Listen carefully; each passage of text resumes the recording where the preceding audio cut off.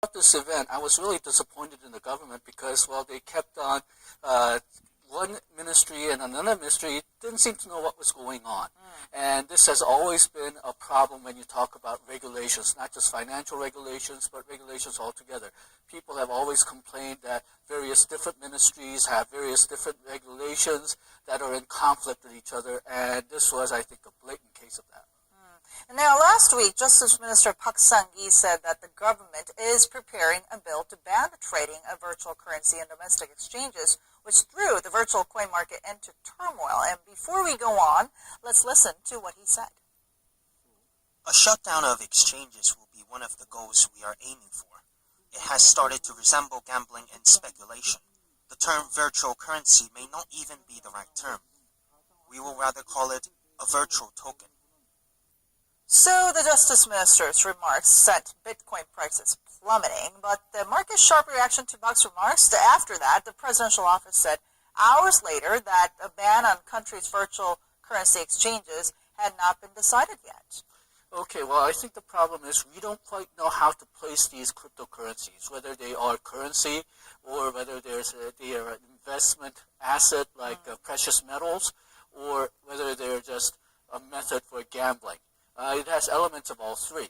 Now, if you take a look at, say, a Bitcoin as an example, it has, I think, three important characteristics. First, it's a virtual electronic currency, but that's a good thing. It's like a credit card, and we use it all the time. Right. Second is the blockchain technology. That is also a good thing because it allows a dispersed record keeping. In fact, blockchain is not only used in virtual currencies, but now they're looking at possible uses elsewhere.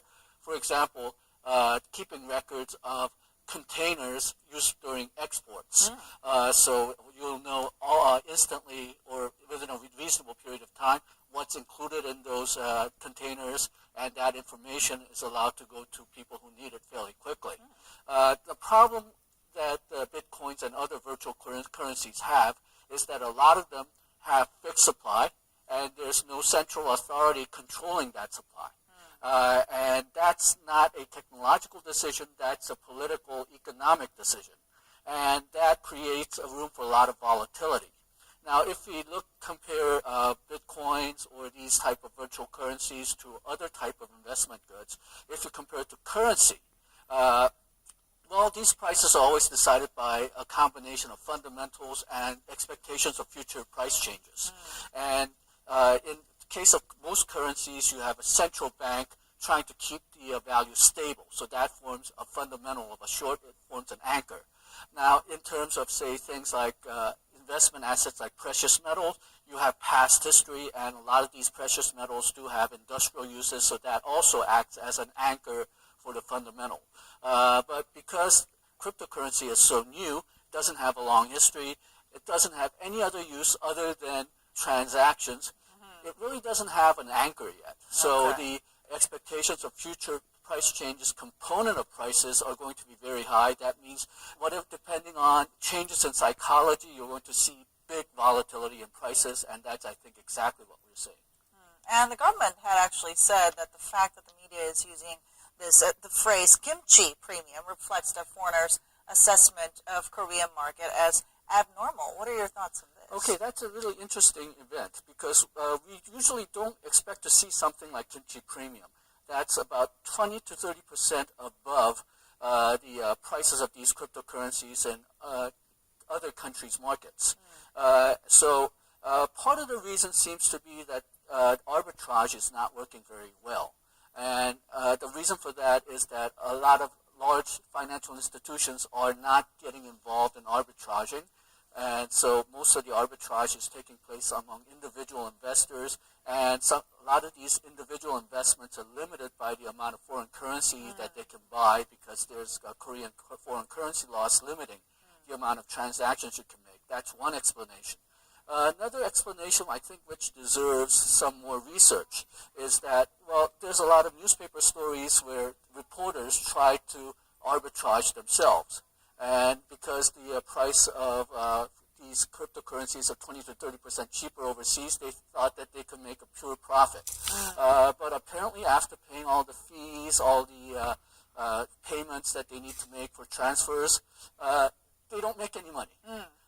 I think if that is true, then it signals that there's a fundamental problem with transaction costs in the Korean financial markets.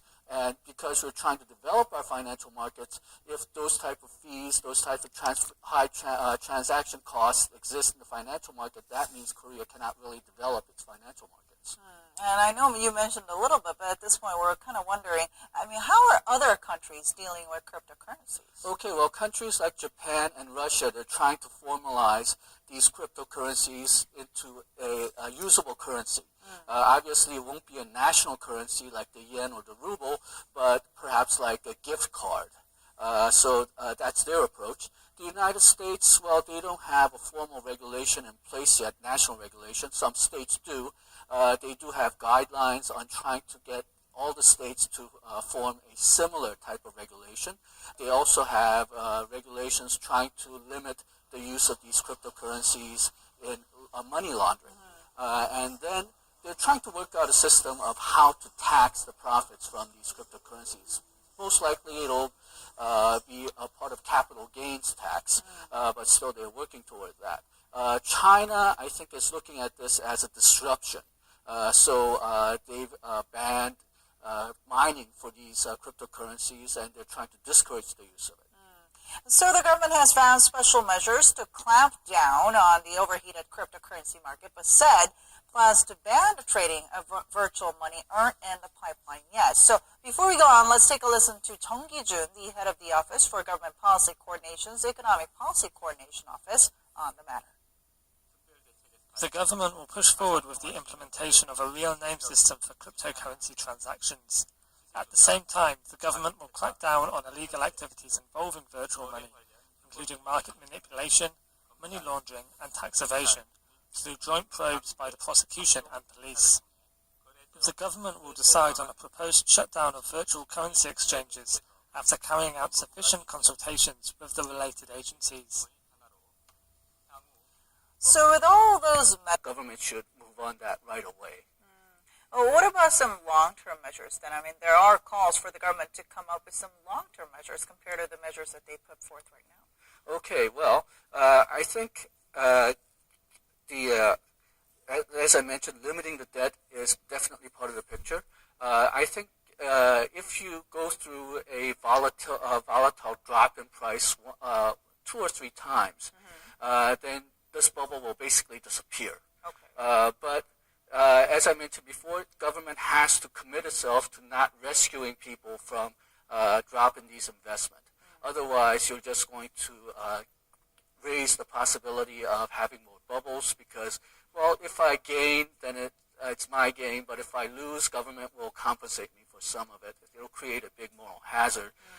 We don't want to encourage that. Right. So it may be very difficult because a lot of these investments are made by middle class or lower income people, but still, government, I think, has to commit itself to not encouraging these type of investment too much, and as I emphasize again, no debt-financed investments. All right, let's hope to see more on that front. Thank you so much for your insight today. Thank you. And that wraps it up for today, but we'll be back tomorrow at the same time, same place with more of the day's top news stories and a closer look at ongoing issues here in Korea and around the world, so don't forget to tune in then. Thanks for watching, and goodbye.